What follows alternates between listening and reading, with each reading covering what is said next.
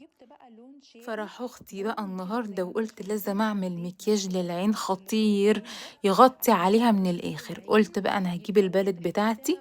دي بصوا ب50 جنيه اصلا يا اللون جماعه. بتاعنا كله بني، وجبت بقى اللون البني ده البني وقعدت ده كده هيدي اظبط للعين الجفن بتاع علامة شكل عينيا كده عشان الايشادو يطلع ويبين مظبوط زي ما انتوا العين شايفين بجد كده.